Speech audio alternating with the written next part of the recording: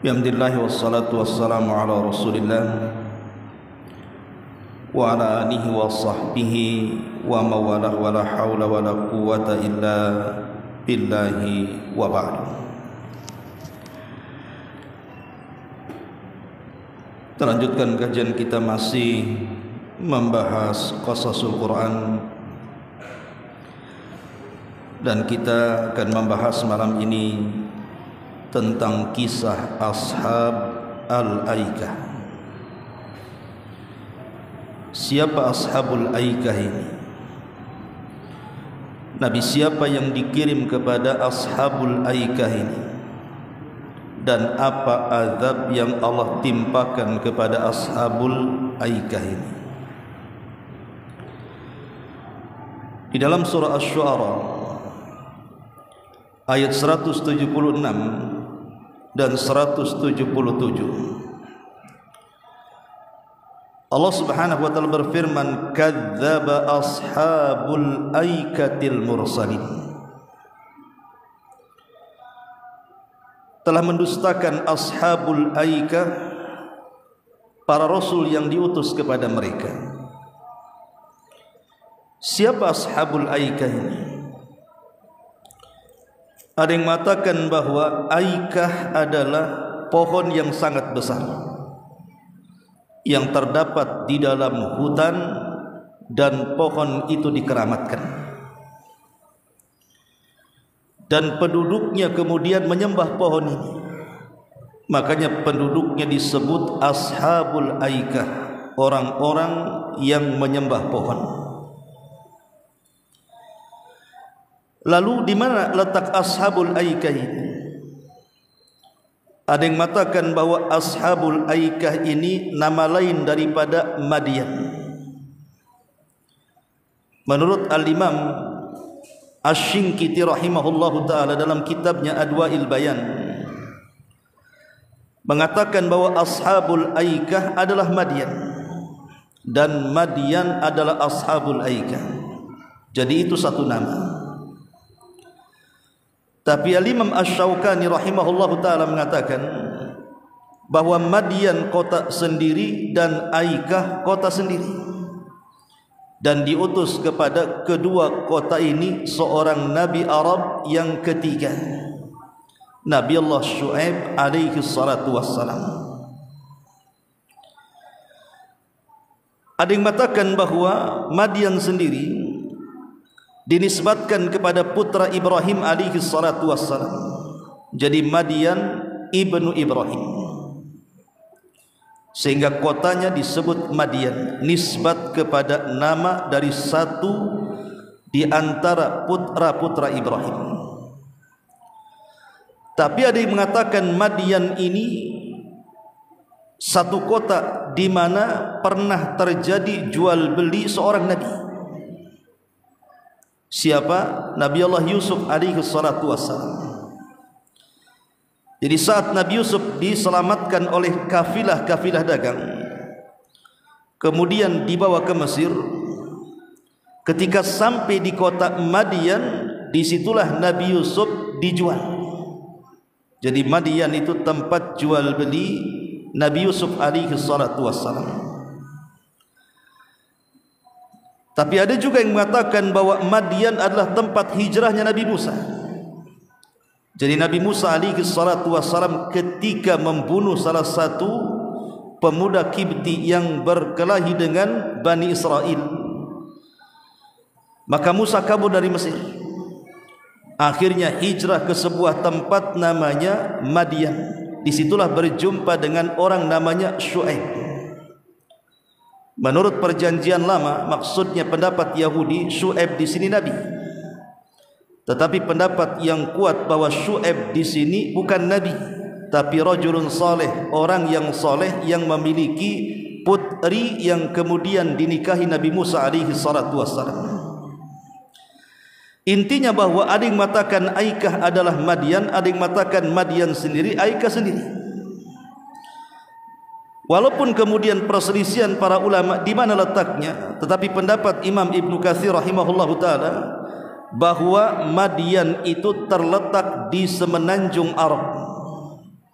lebih kurang antara Hijaz dan Tabuk, di tengah-tengahnya itu Madian, dan Rasul pernah melewati Madian saat bertempur melawan Imperium Nasrani di Tabuk. Disinilah letak kisah Ashabul Aikah dimulai. Ma'asyiral muslimin yang dimuliakan Allah Subhanahu wa taala, lah Ashabul Aikah ini mereka para penyembah pohon. Jadi para penyembah pohon itu sudah ada sejak zaman dahulu kala, di zaman Nabi. Ketika para sahabat Nabi sallallahu alaihi wasallam menuju Hunain untuk berperang, lah kebetulan kita tahu bahwa perang Hunain itu kan terjadi setelah Fathu Mekah. Dan setelah Fathu Mekah itu banyak orang-orang yang tidak masuk Islam masuk ke dalam Islam, bahkan berbondong-bondong. Allah katakan, yadkhuluna fi dinillahi afwaja. Mereka masuk ke dalam Islam itu bergelombang-gelombang. Lah karena banyak orang-orang baru yang mungkin akidahnya belum kuat, ikut jihad bersama Rasul ke Hunain, di tengah jalan rupanya mereka melewati pohon yang semasa jahiliyah pohon itu dijadikan tempat mencari berkah, tabaruk. Dan kebiasaan orang-orang jahiliyah itu sebelum perang, mereka gantungkan panahnya, busurnya, pedangnya dan senjata-senjata di pohon itu, dengan keyakinan akan ditransfer kekuatan, dan mereka meyakini kalau senjata mereka digantung di pohon itu akan mendapatkan kemenangan. Makanya ketika lewat di pohon itu, sahabat mengatakan yang baru-baru masuk Islam ini kepada Rasul, ya Rasulullah, ij'al lana dhata anwatin kama lahum dhatu anwat. Rasul, jadikan kepada kami dhatu anwat, tempat gantungan-gantungan senjata kami di sebuah pohon yang bisa kami ambil berkahnya. Maka Nabi SAW marah. Biasanya Nabi SAW tidak akan marah kalau ada penyimpangan di antara para sahabatnya. Itu kalau dalam bab selain akidah. Tapi dalam bab akidah Rasul tidak mentolerir. Rasul marah dan mengatakan, kalian ini persis seperti Bani Israel. Baru saja Bani Israel diselamatkan oleh Allah dari kejaran Fir'aun. Fir'aun ditenggelamkan di Laut Merah. Kemudian Musa melanjutkan perjalanan ke tanah perjanjian. Ketika lewat di sebuah tempat, di situ masih menyembah patung-patung anak sapi. Tiba-tiba Bani Israel teringat dengan sesembahan mereka di Mesir saat mereka belum dapat hidayah. Tiba-tiba Bani Israel mengatakan kepada Musa, ij'al lana ilahan kama lahum alihah. Ya Musa, jadikan kepada kami sesembahan seperti itu, katanya. Maka Musa marah dan mengatakan, Allahu Akbar, innakum qaumun tajhalun. Allahu Akbar, kalian ini kaum yang jahil, sudah diberikan hidayah mau menyimpang pula. Maka Rasul mengatakan kepada para sahabat yang meminta gantungan pedang di pohon yang akan diambil berkah itu, ucapan kalian seperti ucapan Bani Israel, katanya. Wajar Rasul marah, karena ini bab akidah. Kalau selain akidah Rasul tidak marah, seperti yang terjadi kepada Arab Badui yang kencing di masjid. Rasul tidak marah, padahal jelas-jelas orang kencing di masjid. Masjid bukan tempat kencing, tapi Rasul tidak marah. Bahkan Nabi SAW menatap para sahabat yang sudah mulai terpancing emosi dengan Arab Badui itu, da'uhu, tinggalkan dia, biar aku yang menghadapinya.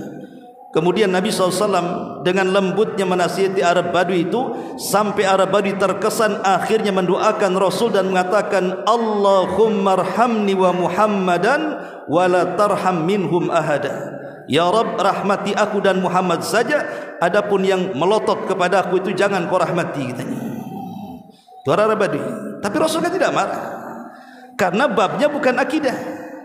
Lain kalau ini akidah, walaupun baru masuk Islam, karena ini sudah nyerempet kesyirikan, Rasul marah. Masyarul muslimin, kemarin saya sudah singgung. Dahulu saya juga waktu kecil-kecil kan di Jawa Barat atau di sini kan, masih ada orang-orang yang menyembah pohon beringin itu. Zaman dulu rame-ramenya togel. Tahu togel? Ya, totok gelap togel. Itu kalau cari nomor buntut itu datang ke pohon beringin itu. Mereka meminta nomor buntut itu ke pohon beringin, coba bayangkan. entah apa gitu ya, ilham yang dimasukkan setan itu. Kemudian mereka pun meyakini bahwa kalau mereka dapat wangsit dari pohon beringin, nama atau nomor-nomor tertentu, langsung pasang tuh. Tuh dosanya 2 kuadrat kan, sudah syirik, judi lagi, apa enggak kuadrat dosanya tuh. Itulah orang dulu. Jangankan orang dulu ke situ ya, orang lagi tidur dibangunkan aja ditanya nomor tuh. Itu zaman dulu tuh. Sampai ada yang semedi di kuburan, sampai cari gua, sampai orang gila ditanya nomor. Zaman dulu tuh. Lah ini kan terjadi ikhwatu fillah muliakan Allah Subhanahu wa taala. Lah ashabul aikah itu kurang lebih seperti itu. Mereka menyembah berhala. Ingat ikhwan, seseorang itu kalau sudah rusak akidah, secara otomatis akan merusak muamalahnya. Orang kalau rusak tauhidnya, orang kalau rusak akidahnya, secara otomatis turunannya juga akan rusak. Makanya ashabul aikah ketika rusak akidah mereka karena mereka meyakini sesembahan mereka adalah pohon besar yang di tengah hutan itu, maka muamalahnya juga buruk. Mereka dikenal curang dalam berdagang, suka mengurang-urang takaran, mengurang-urang timbangan, mengurang-urang meteran, curang dalam dagang, bahkan terkadang menjadi para perompak jalanan dan begitu seterusnya. Lah ketika di tengah-tengah kerusakan akidah, muamalah dan akhlak inilah diutus kepada mereka seorang nabi, satu di antara 4 nabi Arab, Syuaib alaihi salam. Syuaib diutus, dan kisahnya Nabi Syuaib ma'ruf di dalam Al-Quranul Karim, tidak perlu saya ceritakan. Tetapi layaknya seorang nabi, di mana-mana kalau nabi diutus kepada sebuah kaum, maka prioritas dakwah mereka adalah tauhid. Semua para nabi mengajak manusia untuk mentauhidkan Allah Subhanahu wa taala. Mereka berdakwah di atas la ilaha illallah. Tetapi tentunya persaksian kepada nabinya sesuai nabi yang diutus. Kalau kita kan asyhadu an la ilaha illallah wa anna Muhammadar Rasulullah. Kalau di zaman dulu mungkin asyhadu an la ilaha illallah wa anna Ibrahim Rasulullah wa anna Musa Rasulullah wa anna Syuaib Rasulullah dan begitu seterusnya. Tapi semua para nabi mengajak manusia untuk mentauhidkan Allah. Dari sini menjadi dasar setiap dai dan penyeru kepada kebaikan, jangan memulai dakwahnya kecuali mulakan dengan tauhid. Kalau sudah mantap tauhidnya, secara otomatis turunannya juga akan mantap tuh. Tapi kalau tauhidnya tidak mantap, maka akan berpengaruh kepada akhlak dan muamalahnya, seperti yang terjadi kepada ashabul aikah ini. Ketika Syuaib terus mendakwai mereka untuk mengajak mereka memperbaiki tauhid, memperbaiki muamalah mereka untuk tidak curang dalam berjualan, untuk tidak menjadi para perampok jalanan dan begitu seterusnya, malah mereka kemudian meminta kepada Syuaib, kalau engkau seorang nabi, turunkan azab kepada kami. Subhanallah. Mereka berani meminta azab kepada Nabi Syuaib agar Allah menurunkan azab kepada mereka. Kaum mana lagi yang lebih berani dan sombong kecuali ashabul aikah kepada nabinya, minta azab dikirimkan. Ma'asyiral muslimin yang dimuliakan Allah Subhanahu wa taala, tentu Nabi Syuaib pun karena sudah bertahun-tahun berdakwah, tak kunjung pula kaumnya beriman kecuali sedikit. Maka Nabi Syuaib berdoa kepada Allah Subhanahu wa taala untuk mengadab kaum ashabul aikah ini. Ketika tanda-tanda azab itu akan turun, maka Syuaib pun membawa orang-orang yang beriman ke tempat perasingan supaya tidak terkena imbas azabnya. Subhanallah, azabnya ashabul aikah ini luar biasa, dan itu digambarkan dalam Quran. Pertama, Allah Subhanahu wa taala kirim kepada mereka paceklik yang berkepanjangan dan matahari memancarkan panas yang luar biasa, sehingga mereka gerah tidak mampu untuk tinggal di rumah mereka. Jadi ashabul aikah ini azab pertama nih, dibuat panas yang ekstrim sehingga mulai anak-anak, remaja, dewasa, orang tua, laki-laki, perempuan, mereka tidak betah dalam rumah saking panasnya, tersiksa dengan hawa panas yang luar biasa. Ini azab pertama nih. Kemudian azab yang kedua, Allah datangkan awan hitam. Disangkanya awan hitam itu adalah awan yang bisa menaungi mereka dari rasa panas, sehingga mereka mengejar awan itu, kemudian mereka bernaung di awan itu. Rupanya mereka tidak sadar di balik awan itu Allah sudah siapkan halilintar dan percikan-percikan api yang menyambar-nyambar mereka. Ketika kemudian petir, halilintar, percikan api menyambar-nyambar mereka, mereka pun ketakutan masuk lagi ke dalam rumah mereka. Kemudian yang ketiga, ketika mereka dalam rumah, disitulah Allah subhanahu wa ta'ala kirim bencana yang dahsyat. Allah gempakan bumi. Ketika Allah gempakan bumi, semua bangunan roboh, menimpa orang-orang yang ada dalam rumahnya itu, sehingga tidak ada manusia kecuali terkena runtuhan dan mati. Adapun yang selamat, maka Allah subhanahu wa ta'ala kirim suara pekikan yang memeki gendang telinga dan menghancurkan gendang telinga mereka, sehingga mereka dibinasakan, tidak ada satu jiwa yang hidup kecuali mati.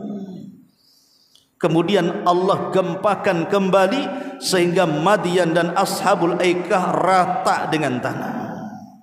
Subhanallah, ini azabnya, dan semua digambarkan dalam Quran. Ketika kemudian azab itu sudah turun dan membinasakan Ashabul Aikah karena mereka menyembah berhala berupa pohon dan tidak mau bertobat dan tidak mentauhidkan Allah Azza wa Jalla, maka Syuaib pun kemudian mendatangi negeri yang sudah hancur itu. Apakah Syuaib kemudian sedih dengan kehancuran kaumnya? Tidak. Ketika Nabi Allah Syuaib melihat hancurnya kota Madian, tidak ada satu manusia dan bangunan kecuali roboh ke tanah, Syuaib hanya mengatakan, laqad ablagtukum risalati rabbi. Bukankah, kata Syuaib, aku telah menyampaikan amanah Rabbku untuk kalian. Salah sendiri kalian tidak ikut, salah sendiri kalian tidak mengikuti ajakanku. Maka Syuaib mengatakan, fa kaifa asa 'alal qaumil kafirin. Bagaimana mungkin aku akan sedih kepada orang-orang yang ingkar kepada nabinya. Rasakan itulah azab Allah kepada kalian. Ma'asyiral muslimin yang dimuliakan Allah subhanahu wa ta'ala, lihat bagaimana akibat kesyirikan mendatangkan azab Allah subhanahu wa ta'ala. Maka sebuah negeri akan dijauhkan daripada laknat dan azab Allah subhanahu wa ta'ala ketika negeri itu dipenuhi dengan tauhid. Walau anna ahlal qura amanu wattaqau lafatahna alaihim barakatin minas sama'i wal ard. Kalau seandainya sebuah negeri itu mau beriman, mentauhidkan Allah, dan mereka mau bertakwa, melaksanakan perintah dan menjauhi larangan, tentu Allah akan turunkan berkah dari langit dan berkah dari bumi. Tentang satu malam di bulan Ramadan yang seluruh orang-orang yang beriman memburunya, mengejarnya dan mencarinya. Itulah malam Lailatul Qadar. Ma'asyiral muslimat yang dimuliakan Allah subhanahu wa ta'ala, malam Lailatul Qadar adalah malam yang Allah khususkan untuk umat Islam, karena malam ini tidak berlaku kepada umat-umat di luar daripada Islam, hanya diberikan kepada umat Islam. Kenapa Allah subhanahu wa ta'ala memberikan malam Lailatul Qadar kepada umat Islam? Tidak lain dan bukan karena kasih sayang Allah kepada kita umat Islam, di mana walaupun umat Islam ini adalah umat yang pendek-pendek usianya, tidak sebagaimana umat dulu yang panjang-panjang usianya, sehingga ketika panjang usia memungkinkan untuk memperbanyak-banyak amalan dan memungkinkan untuk meraih banyak pahala. Tapi kalau pendek usia, tentu akan sedikit kesempatan beramal dan sedikit pula meraih pahala. Maka untuk menjangkau pahala-pahala umat dulu, maka Allah subhanahu wa ta'ala anugerahkan kepada kita malam Lailatul Qadar, di mana orang yang mendapatkannya itu sebanding dengan orang-orang yang diberikan usianya panjang-panjang, bahkan lebih. Karena di antara khususan malam Lailatul Qadar adalah Lailatul Qadri khairum min alfi syahri, bahwa malam Lailatul Qadar itu lebih baik dibandingkan 1000 bulan. Dan 1000 bulan itu sama dengan 83 tahun kurang lebih. Dan kita gunakan untuk beribadah kepada Allah Subhanahu wa ta'ala. Itu satu kali kita mendapatkan Lailatul Qadar, maka usia kita sama dengan 83 tahun kurang lebih. Kalau 2 kali berarti kalikan 2, 3 kali kalikan 3, dan begitu seterusnya. Ma'asyiral muslimat yang dimuliakan Allah Subhanahu wa ta'ala, kenapa malam ini sangat istimewa bagi kita umat Islam? Sekurang-kurangnya ada 7 alasan. Pertama, karena di malam Lailatul Qadar Allah turunkan Al-Quran. Ada yang mengatakan bahwa turunnya Al-Quran dari Lauhil Mahfuz ke Baitul Uzza di langit dunia atau di langit pertama itu terjadi di malam Lailatul Qadar.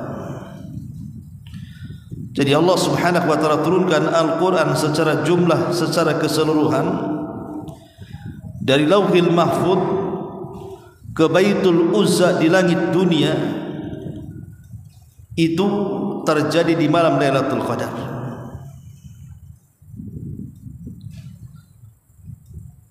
Ada juga yang mengatakan bahkan permulaan Al-Quran turun kepada Nabi SAW di Gua Hira, Suratul Alaq 1-5, itu juga terjadi di malam Lailatul Qadar. Inilah penyebab terbesar kenapa Lailatul Qadar itu sangat istimewa. Karena Lailatul Qadar itu terangkat keistimewaannya karena diturunkannya Al-Quranul Karim. Itulah yang Allah katakan, inna anzalnahu fi lailatul qadar. Sesungguhnya kami turunkan Al-Quran di malam Lailatul Qadar. Makanya sering saya utarakan bahwa Al-Quran itu mengangkat segalanya. Ketika Jibril alaihi salatu wassalam ditugaskan oleh Allah Subhanahu wa ta'ala membawa Al-Quran, maka Jibril menjadi pemimpin para malaikat.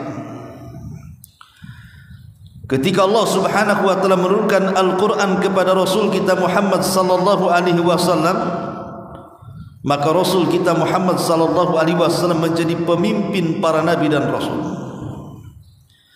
Ketika Allah Subhanahu wa ta'ala turunkan Al-Quran di bulan Ramadan, maka Ramadan menjadi pemimpinnya bulan-bulan dalam setahun. Ketika Allah Subhanahu wa ta'ala turunkan Al-Quran di malam Lailatul Qadar, maka malam itu menjadi pemimpin bagi seluruh malam dalam setahun. Ketika Al-Quran turun di kota Mekah dan Madinah, maka 2 kota itu disucikan oleh Allah Subhanahu wa ta'ala dan dimuliakan dibandingkan kota-kota yang lainnya satu dunia. Ketika Al-Quran diturunkan kepada umat Islam, maka umat Islam menjadi umat terbaik dari seluruh umat-umat yang ada. Ketika Al-Quran turun menjadi landasan daripada agama Islam, maka satu-satunya agama yang diridhoi Allah Subhanahu wa ta'ala hanyalah Islam. Begitu agungnya Al-Quran itu mengangkat segalanya, termasuk mengangkat malam yang diturunkan padanya Lailatul Qadar. Ini yang pertama. Kenapa Lailatul Qadar itu sangat mulia? Karena di situ diturunkan Al-Quran. Yang kedua, karena Allah Subhanahu wa taala mensifati dalam surah Al-Qadar ayat 3 itu bahwa Lailatul Qadar itu khairun min alfi syahrin. Dia lebih baik dibandingkan 1000 bulan, alias 83 tahun kurang lebih. Maksudnya orang-orang yang melakukan amal soleh bertepatan dengan malam Lailatul Qadar, maka nilainya lebih baik dibandingkan orang yang beramal 1000 bulan. Dahulu di zaman Bani Israel, kata Nabi SAW, ada 2 orang yang tidak pernah maksiat hidupnya dan dia habiskan untuk beribadah kepada Allah Subhanahu wa taala selama 70 tahun. Jadi selama 70 tahun 2 orang Bani Israel ini tidak pernah maksiat. Dia gunakan untuk beribadah kepada Allah Subhanahu wa taala. Sehingga kemudian para sahabat Nabi SAW heran, mana ada umat yang sejak dilahirkan sampai diwafatkan tidak pernah maksiat, ibadah saja hidupnya. Ketika di tengah-tengah keheranan para sahabat mendengar cerita Nabi, turun Jibril, kemudian membawakan ataupun menurunkan suratul Qadar.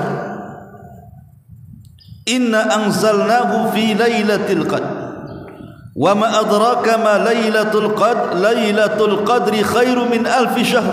Kata Jibril, wahai Muhammad, katakan kepada para sahabatmu jangan heran, bahkan dalam agama Islam ada satu malam yang bisa menandingi ibadahnya 2 orang Bani Israel selama 70 tahun, bahkan lebih baik.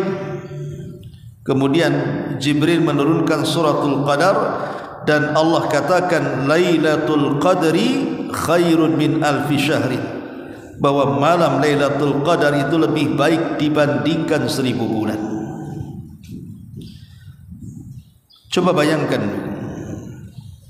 kalau ibu mendapatkan malam Lailatul Qadar, berarti ibu sama dengan beramal selama 1000 bulan. Saya kasih tahu bagaimana kuncinya supaya ibu mendapatkan Lailatul Qadar dalam semua bab. Dan itu kalau yang saya nasihatkan kepada ibu-ibu, kalau bisa dalam semua bab ibadah itu ibu dapat Lailatul Qadar. Bagaimana tipsnya? Begini Bu, umpamanya dalam bab sedekah, bagaimana caranya ibu bisa bersedekah selama 83 tahun lamanya? Setiap hari ibu sedekah selama 83 tahun lamanya. Dan saya kira tidak bisa kan Bu? Dan tidak akan sanggup. Sekaya apapun kalau bersedekah tiap hari selama 83 tahun, saya kira angkat tangan. Sekaya apapun. Tapi ibu bisa mendapatkan amalan orang yang bersedekah selama 83 tahun. Cukup dengan bersedekah dan sedekahnya bertepatan dengan Lailatul Qadar. Gimana caranya? Kalau ibu punya uang 1 juta, ibu pecah menjadi 100. Kemudian setiap malam mulai tanggal 20 Ramadan sampai tanggal 30 Ramadan, ibu sedekah 100, besoknya 100, besoknya 100, sampai 10 kali. Saya yakin dari 10 kali ibu bersedekah, dari tanggal 20 Ramadan sampai berakhirnya Ramadan, pasti yang 100.000 itu ada yang bertepatan dengan Lailatul Qadar. Tidak mungkin tidak. Pasti yang 100 itu ada yang bertepatan dengan Lailatul Qadar kalau setiap malam ibu bersedekah. Bayangkan kalau seandainya yang 100.000 yang ibu sedekahkan itu bertepatan dengan Lailatul Qadar, berarti seolah-olah ibu sedekah 100.000 setiap hari selama 83 tahun kurang lebih lamanya.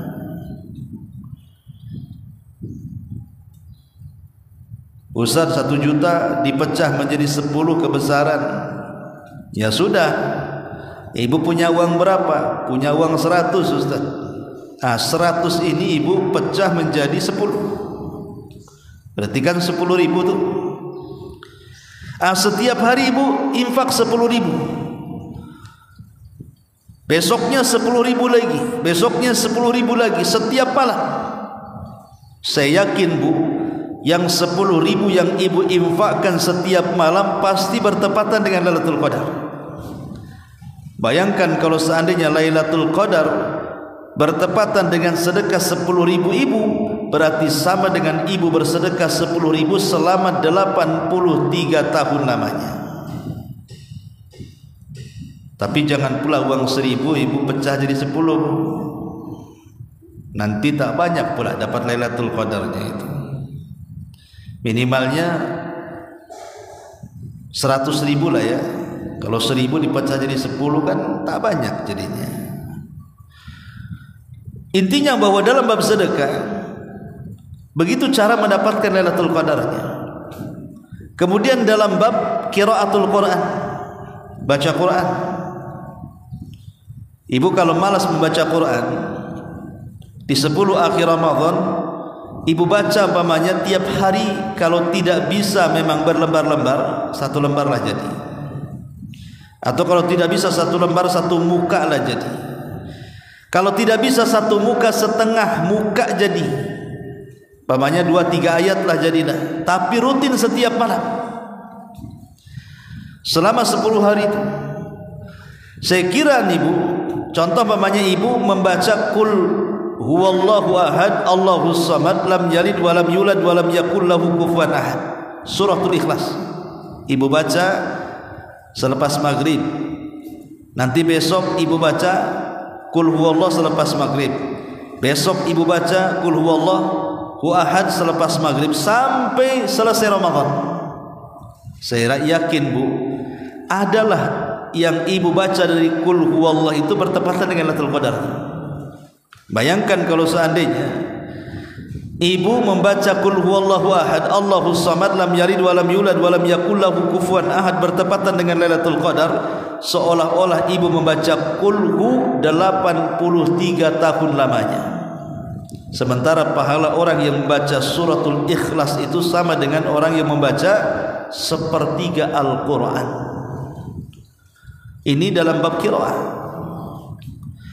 Atau dalam bab zikir, umpamanya setiap malam di 10 akhir Ramadan ibu membaca subhanallah wa bihamdihi subhanallahil azim. Besoknya ibu baca lagi subhanallah wa bihamdihi subhanallahil azim. Besoknya ibu baca lagi subhanallah wa bihamdihi subhanallahil azim. Setiap malam ibu baca zikir ini. Bayangkan Bu, kalau zikir subhanallah wa bihamdihi subhanallahil azim bertepatan dengan malam Lailatul Qadar, berarti ibu membaca subhanallah wa bihamdihi subhanallahil azim selama 83 tahun. Dan zikir yang tadi Nabi katakan kalimatani khafifatani ala lisani thaqilatani fil mizani habibatani ala rahmani subhanallah wa bihamdihi subhanallahil azim. 2 kalimat ringan di lisan, mudah diucap, memberatkan timbangan, dicintai Ar-Rahman, subhanallah wa bihamdi subhanallahil azim. Memberatkan timbangan. Ibu membaca subhanallah bihamdi subhanallahil azim, coba bagaikan ibu membaca 83 tahun. Berapa berat timbangan kita di hadapan Allah. Contoh ini, tiap malam ibu baca zikir seperti ini. Itu dalam bab zikir umpamanya kan. Ataupun ibu dalam bab silaturahim, ibu datang setiap malam umpamanya menyenangkan orang tua yang punya orang tua, entah dengan mentransfer uang, entah dengan menghibur dengan kata-kata dan begitu seterusnya setiap malam selama 10 hari. Maka ibu akan mendapatkan senilai 83 tahun kurang lebih, bahkan lebih baik dibandingkan itu. Ini keutamaan yang kedua Bu. Yang ketiga, Kenapa Lailatul Qadar itu sangat istimewa bagi umat Islam? Karena Allah sifatkan malam itu adalah malam penuh berkah. Malam itu malam penuh berkah. Karena Allah mengatakan dalam surah Ad-Dukhan ayat 3, "Inna anzalnahu fi lailatin mubarakatin." Sesungguhnya kami turunkan Al-Quran itu di malam yang penuh berkah. Manusia itu sangat berhajat kepada berkah. Nabi Ayub alaihi salatu wassalam saat diuji oleh Allah subhanahu wa ta'ala, semua kekayaannya ludes, semua anak-anaknya meninggal. Allah berikan penyakit yang tidak pernah diberikan kepada kaumnya, sampai kaumnya menganggap Ayub terkutuk dengan penyakitnya. Tapi dengan kesabaran Ayub alaihi salatu wassalam, imamus sabirin, imamnya orang-orang yang ingin bersabar, saat Ayub alaihi salatu wassalam disembuhkan oleh Allah subhanahu wa ta'ala, semua penyakitnya sembuh.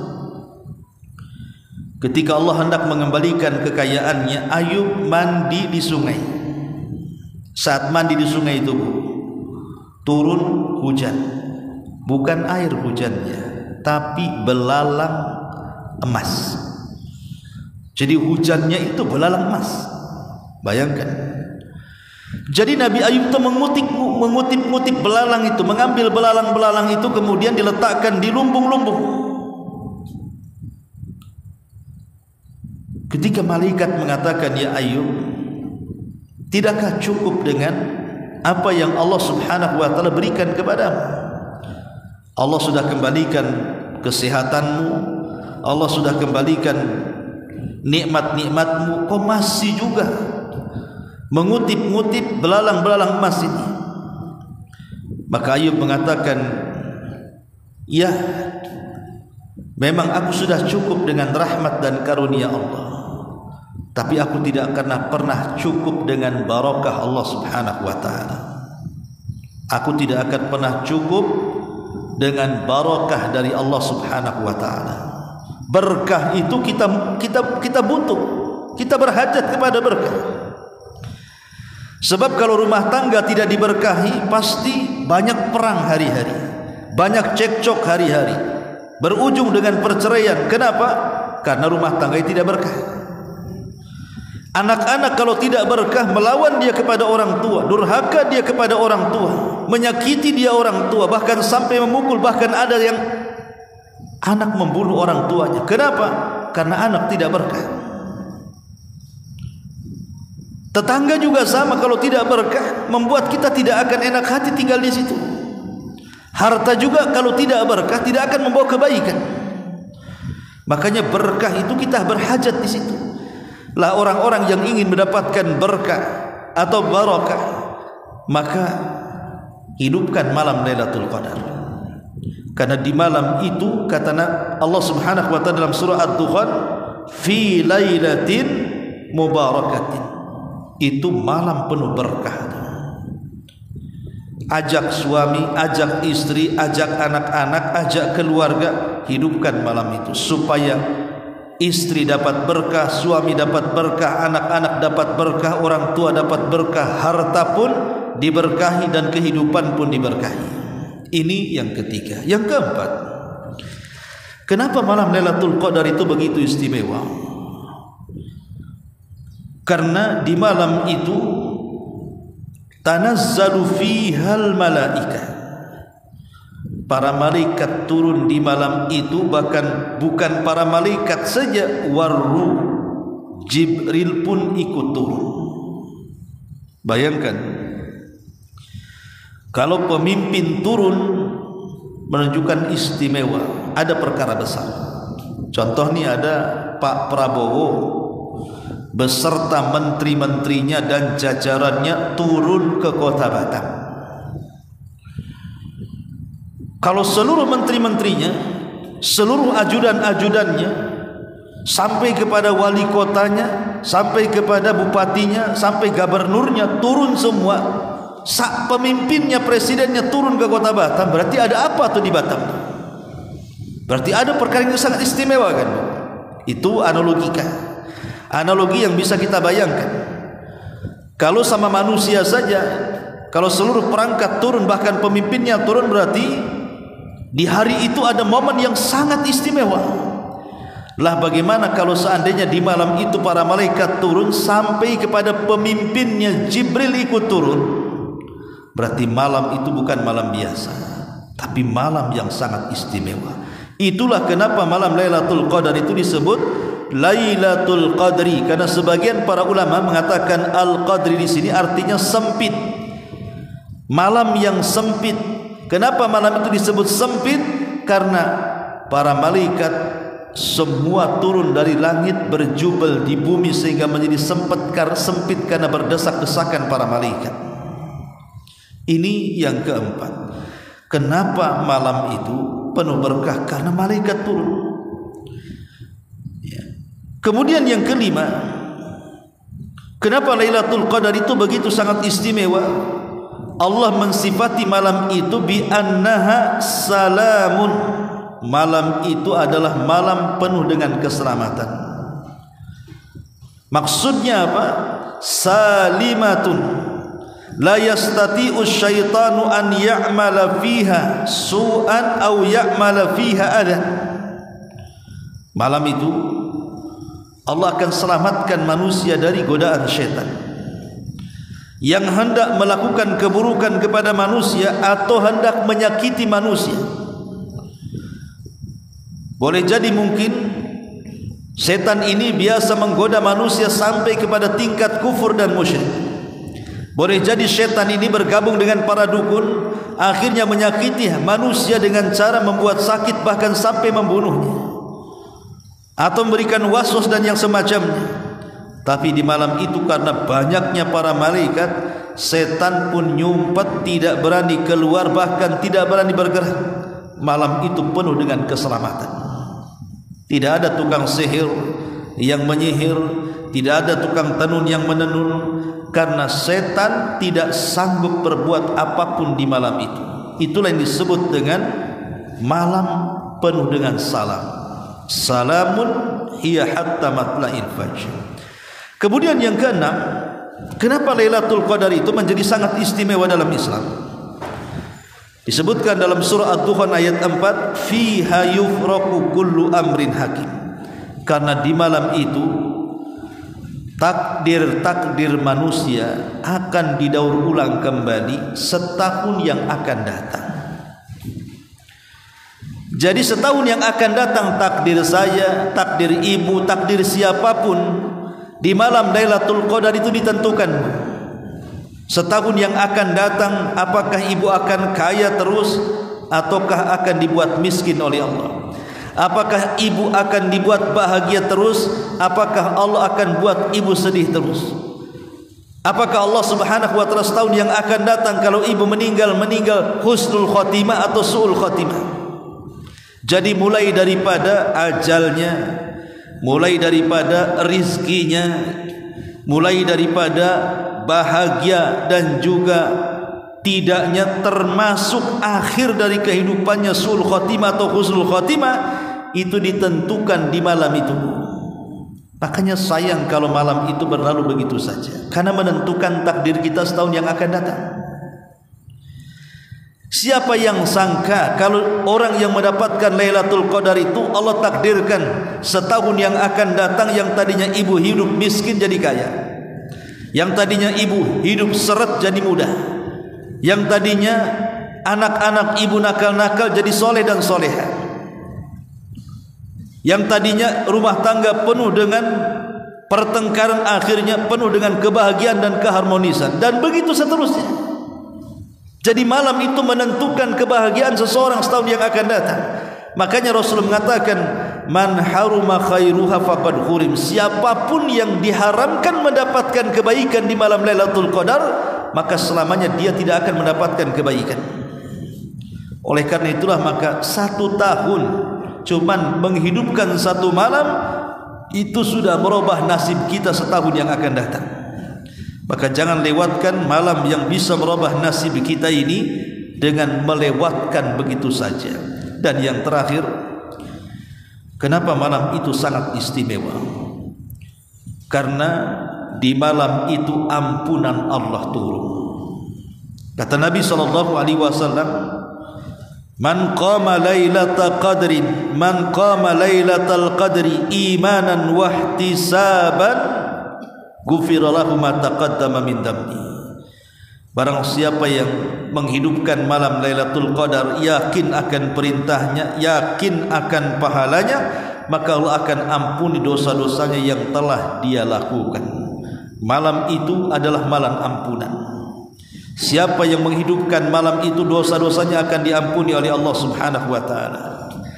Maka sudah selayaknya kita sekarang sudah memasuki pertengahan daripada Ramadan. Karena Ramadan itu kalau dibilang dibagi 3, maka tanggal 1 sampai tanggal 10 itu awal Ramadan. Kemudian tanggal 11 ke tanggal 20 itu pertengahan Ramadan. Kemudian tanggal 20 sampai tanggal 30 itulah penentuan akhir daripada Ramadan. Lah kita ini berada di pertengahannya, Bu. Pertengahan inilah yang menentukan perlombaan kita di akhir Ramadan. Dapat finish atau tidak finishnya dalam perlombaan di bulan Ramadan itu ditentukan di tengahnya. Sekarang yang permulaan Ramadan sudah lewat dan kita masih berlomba di pertengahan. Maka siapa yang di pertengahan Ramadan ini semakin istiqamah, makin menambah amal salehnya, maka dipastikan akhir Ramadan Allah akan berikan taufik untuk mendapatkan Lailatul Qadar. Tapi siapa yang pertengahan Ramadan menjadi loyo, tidak lebih semangat daripada awalnya, sudah malas tarawihnya, sudah malas puasanya, sudah malas baca Qur'annya, sudah malas sedekahnya, sudah malas membaca Qur'an dan berdoanya dan ibadah-ibadah yang lainnya, maka ini akan mempengaruhi kepada ibadah di 10 akhir Ramadan. Maka ingat, gunakan di pertengahan Ramadan ini kal muqaddimah, seperti muqaddimah masuknya gerbang Lailatul Qadar.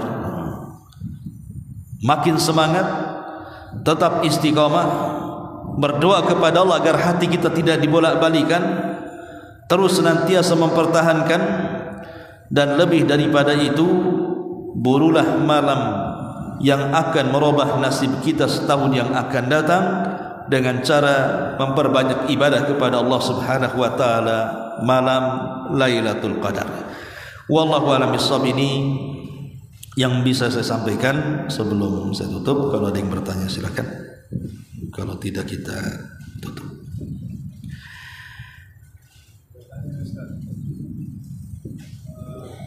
Ustaz, bolehkah iktikaf di masjid yang berjalan, yang di atas dalam kapal laut?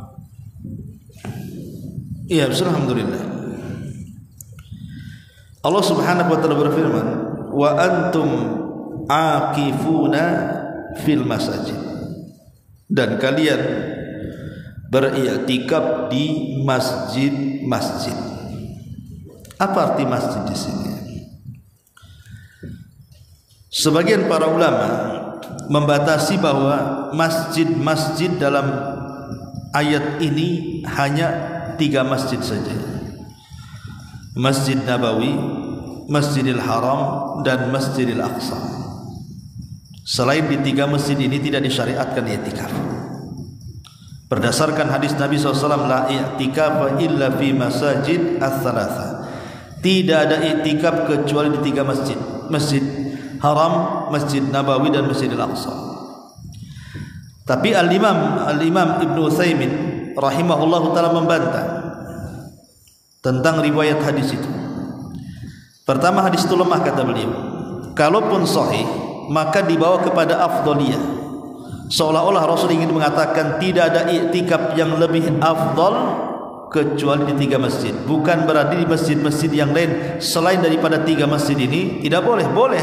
Tapi kalau afdal-afdalan, berarti 3 masjid jauh lebih afdal. Bukan menafikan ketidaksahan i'tikaf. Tetapi apakah yang dimaksud masjid-masjid selain Masjidil Haram di sini menyangkut juga Masjidil Qaum atau hanya berlaku kepada Masjid Jami? Kan masjid itu ada dua. Ada Masjid Jami yang ditegakkan Jumat dan jamaah, ada Masjidil Qaum yang tidak ditegakkan Jumat. Seperti bahasa kitanya musola. Apakah juga i'tikaf berlaku di musola ataukah hanya berlaku di Masjid Jami? Ulama mengatakan i'tikaf itu dilakukan di Masjid Jami. Kenapa Masjid Jami? Karena supaya tidak keluar untuk Jumat. Kalau di musola kan tidak ditegakkan Jumatan. Sementara orang i'tikaf kan tidak keluar 10 akhir Ramadan. Makanya i'tikaf itu dilakukan di Masjid Jami, bukan di musola. Wallahu a'lam. Lalu bagaimana i'tikaf di musola kapal? Ya silahkan saja i'tikaf di situ. Tapi kalau yang dimaksud i'tikaf menurut istilah gitu ya, maka tidak masuk.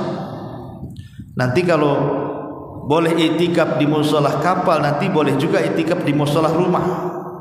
Nanti tak payah orang datang ke masjid, ringkuk kan jalan di musola rumah semua, kan begitu ya. Jadinya maksudnya di sini adalah i'tikaf di Masjid Jami.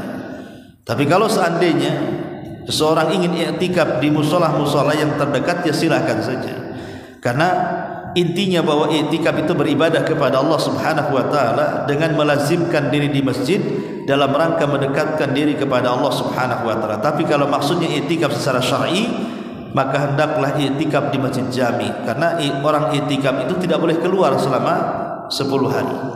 Kalau dia di musola nanti pas Jumatan keluar ke masjid lain. Ya, jadi ini yang harus dipahami. Wallahu a'lam.